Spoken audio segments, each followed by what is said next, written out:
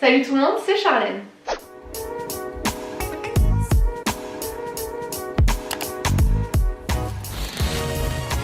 J'espère que vous allez bien, je vous retrouve aujourd'hui dans une petite vidéo qui va être effrayante, je l'espère. Prenez un petit thé comme moi, mettez-vous dans un petit pull bien confortable parce qu'à mon avis vous allez avoir besoin de réconfort. Pour cette vidéo, je vous ai demandé de participer sur Instagram en m'envoyant vos histoires effrayantes, paranormales ou pas. Du coup, j'en ai sélectionné quelques-unes que je vais vous raconter de suite.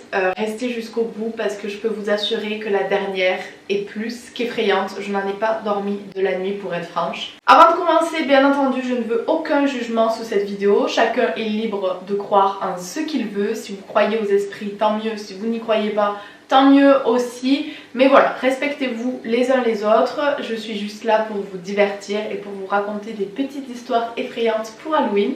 On est parti. On va y aller crescendo et on va commencer par la moins terrifiante de toutes, mais qui met quand même un petit peu dans le bain d'Halloween. Le soir d'Halloween, il y a 2 ans, je sortais de chez moi.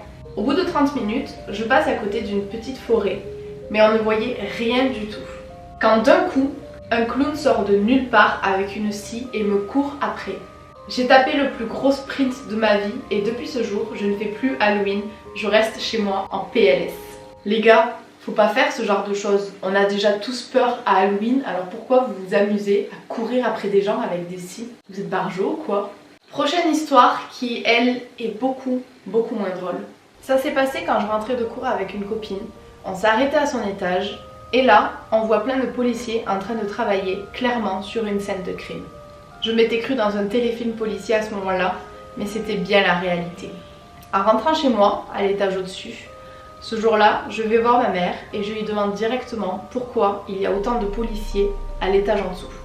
Elle me répondit alors que c'était le voisin en dessous qui avait assassiné et découpé son père dans la baignoire et qu'il a caché une partie du corps dans le parc juste à côté de chez nous, et que d'autres bouts de son corps ont été retrouvés dans l'appartement en question. Ce même voisin m'avait une fois demandé s'il devait m'attendre pour prendre l'ascenseur. Le pire, c'est qu'à cette époque déjà, ma mère me disait de me méfier de lui, car il lui semblait un petit peu trop bizarre. Je ne te cache pas que pendant un certain temps après cette histoire-là, j'osais plus du tout sortir de chez moi, même ne serait-ce que pour aller voir s'il y avait du courrier dans la boîte aux lettres, de peur de croiser ce psychopathe, car bien entendu, il était en fuite. Ça, je crois que c'est une histoire qui me terrifie encore plus que tout ce qui est esprit, etc. Parce que pour le coup, il n'y a pas de place au questionnement. Là, c'est des faits réels. On ne peut pas se poser de questions sur si ça s'est réellement passé ou pas. C'est le cas. Les flics sont là. C'est horrible, d'autant plus quand le mec est en fuite. Tu te dis, en fait, il peut revenir chez moi quand il veut, s'occuper de moi. Donc franchement, c'est horrible. Vraiment horrible. On va rentrer un petit peu plus dans le vif du sujet avec cette fois-ci une histoire photo à l'appui. Horrible, vous me direz en commentaire ce que vous voyez sur les photos. Peut-être que moi je psychote et je vois des choses qu'il n'y a pas du tout. Franchement, ça m'a glacé le sang quand j'ai vu ça. Donc c'était un soir, j'étais dans mon lit, je m'apprêtais à dormir, j'avais les lumières éteintes. J'étais dans le noir complet. Quand d'un coup, je vois dans le bas de mon miroir qui est juste en face de mon lit, une espèce de tache blanche, un peu comme une ombre. Donc je décide de prendre mon téléphone, de faire une photo avec le flash. Pourquoi n'ai-je pas allumé tout simplement la lumière, tu dois te dire? Eh bien moi-même, je ne sais pas. Je t'avoue que, ouais, je me pose la question. Mais dans tous les cas, une chose est sûre, c'est que jamais je n'aurais pris de photo avec un flash. La nuit, jamais de la vie. Et quand j'ai regardé la photo, j'ai paniqué.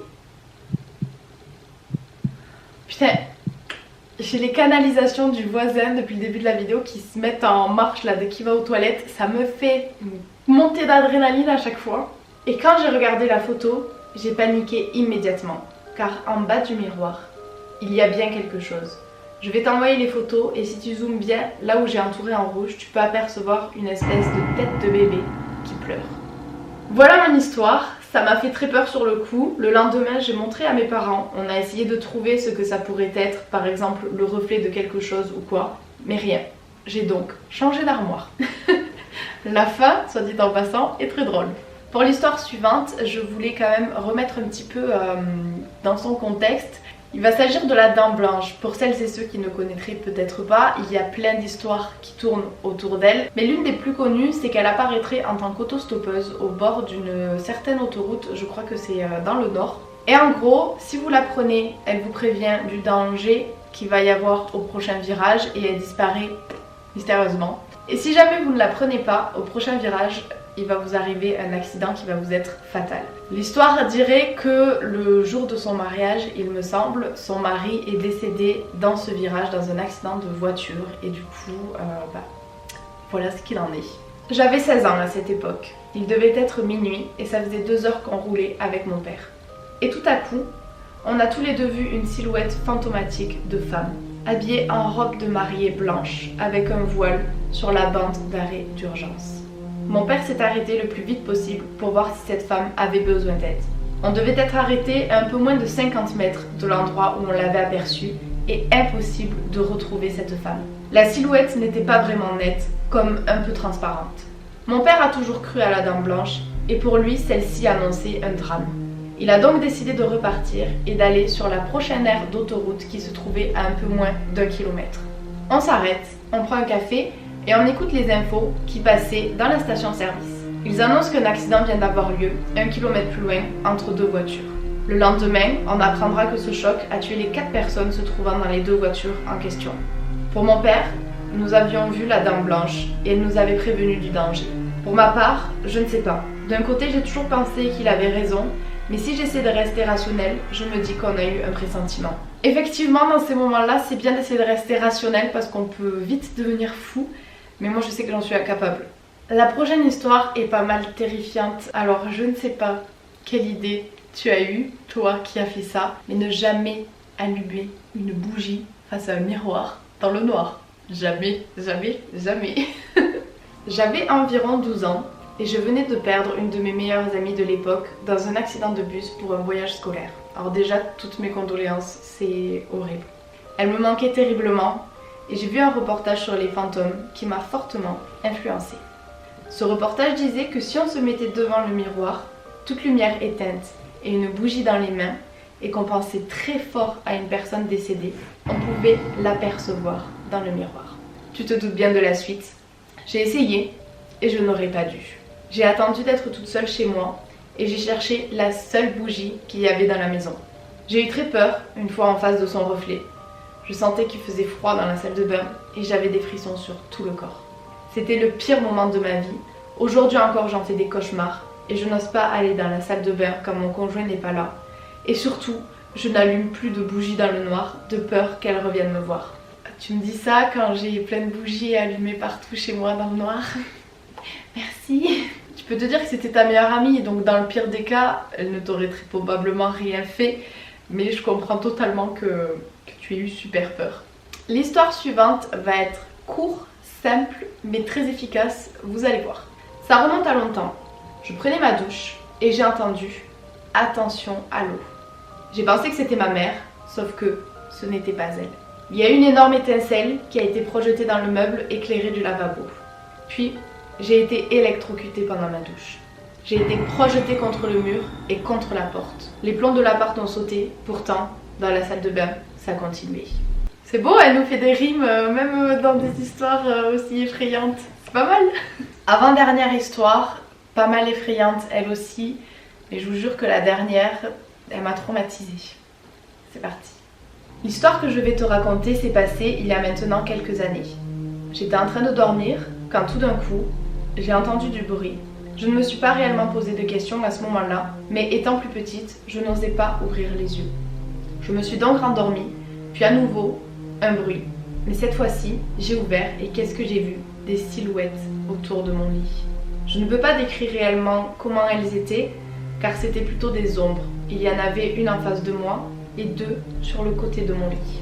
Le premier réflexe que j'ai eu, c'est de me mettre sous la couette et de fermer les yeux en me disant que ce n'était qu'un rêve. Je voulais juste me rassurer, mais après m'être rendormie quelques heures plus tard, vers 3 h du matin, une petite envie de faire pipi. Évidemment, ça arrive toujours quand il faut. En voulant aller dans la salle de bain, me laver les mains, je vis une vieille dame, pas très jolie. Mais comment expliquer ça? Il y avait comme un halo de lumière autour d'elle, tout blanc. Après ça, je reste un petit moment devant elle en ayant très peur et en essayant bien sûr de me rassurer comme je pouvais. Mais ce que j'avais devant mes yeux, c'était pas un rêve. Alors je courus dans ma chambre. Je m'enferma de peur et rebelote sous la couette à avoir vraiment peur qu'elle puisse venir dans ma chambre. Et j'avoue être choquée de cette nuit-là, sans pouvoir en expliquer plus. Depuis ce jour-là, plus rien. Je comprends complètement que tu aies été totalement choquée. Je pense qu'il m'en faudrait beaucoup moins pour l'être. Dernière histoire et sans aucun doute la plus terrifiante de toutes. Bon, par où je commence? Alors depuis que je suis petite, je vis des phénomènes paranormaux. Ça a commencé avec des sensations, des peurs, puis des bruits. Le bruit des cintres dans l'armoire, celui des feuilles de mon cahier qui tournent sur mon bureau dans la nuit, les livres de ma bibliothèque qui se cognent contre le mur, et j'en passe. Mais un jour, alors que tout le monde dormait et que je m'apprêtais à éteindre la lumière de ma chambre, j'ai entendu le bruit des vieux interrupteurs. Clic, clic, clic. Pensant que c'était l'un de mes frères ou ma sœur, je me suis levée pour leur demander de retourner se coucher. Et là, personne. Le noir complet. Tout le monde dormait. Vraiment. Je suis retournée sous la couette, j'ai éteint la lumière. Et de nouveau, clic, clic, clic. Je me suis relevée et j'ai vraiment vérifié que ce n'était pas une blague. Mais non. Mes frères et sœurs étaient tout petits et dormaient à poings fermés. Je suis retournée me coucher. J'ai commencé à avoir un peu peur, me demandant ce que c'était que ce bruit. Mais quand il a recommencé, je ne me suis pas levée. Je me suis blottie sous la couette. Évidemment, il faut que la vidéo coupe pile au moment où je raconte l'histoire la plus effrayante. Je me suis blottie sous la couette en attendant que ça passe. Puis c'est passé. Mais là, ce sont des bruits de pas que j'ai commencé à entendre. Des bruits de pas sur la moquette, dans ma chambre. Alors j'ai allumé et me suis retournée pour voir qui était là. Mais personne. Mon cœur a commencé à battre plus fort, mais je me suis remise sous la couette, entendant de plus en plus les bruits de pas dans mon dos se rapprocher de moi. Je n'ai plus osé bouger. Je ne savais pas ce que des bruits de pas pouvaient bien me faire, mais j'avais peur. Et ce qui s'est passé m'a complètement tétanisée. J'ai senti une légère pression sur ma hanche. Impossible de bouger pour regarder qui me touchait. Une deuxième pression, plus forte, sur mes côtes. Et d'un coup, j'ai senti une main écraser ma tête contre l'oreiller. J'ai voulu hurler, mais aucun son n'est sorti de ma bouche. Au bout de quelques secondes, j'ai réussi à allumer la lumière. Je n'ai vu personne et plus un seul bruit. Je n'ai pas dormi de la nuit après ça. Tu m'étonnes. Mettez-vous à la place de cette jeune fille qui vit ça toute seule dans le noir, dans sa chambre. Franchement, une horreur. Moi, je vous dis, j'aurais rejoint mes parents dans le lit, ou mes frères et sœurs, je ne serais pas restée toute seule, clairement. Donc écoutez, c'est tout pour cette vidéo. J'espère sincèrement qu'elle vous aura plu et qu'elle aura pu vous divertir en cette veille d'Halloween. N'hésitez pas à me dire si jamais vous avez prévu des petites choses.